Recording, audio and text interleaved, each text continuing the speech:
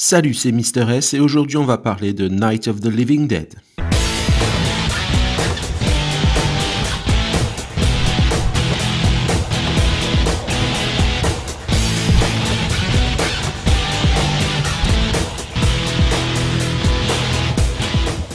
À l'occasion des 50 ans de ce grand classique signé Romero, on revient sur ce long métrage qui a été le point de départ de ce qu'on appelle désormais le film de zombies.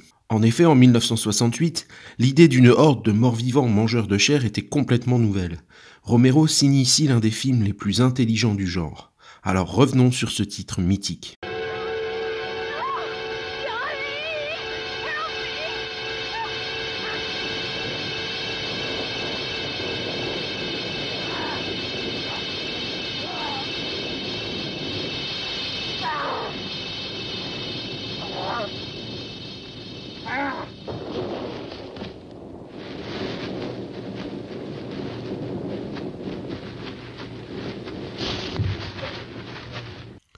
Lassé de faire des publicités et de travailler pour des émissions pour enfants, Romero décida de surfer sur la vague de l'étrange qui déferlait sur Hollywood.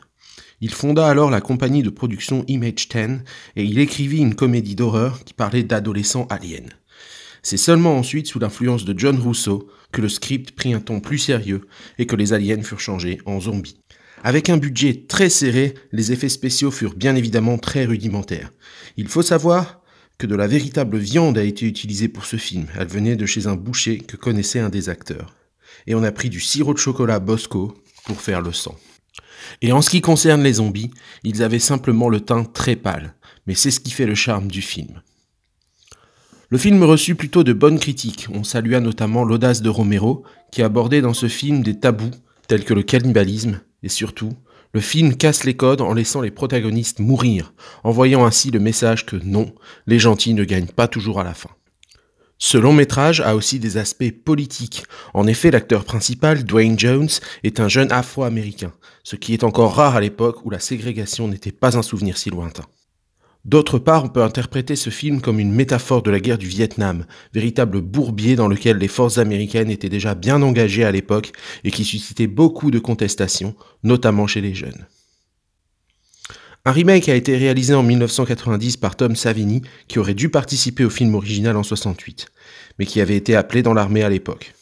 Il y eut ensuite des sequels avec Zombie en 1978, Le Jour des Morts Vivants en 1984, Le Territoire des Morts en 2005, Chronique des Morts Vivants en 2008 et Les Vestiges des Morts Vivants en 2009.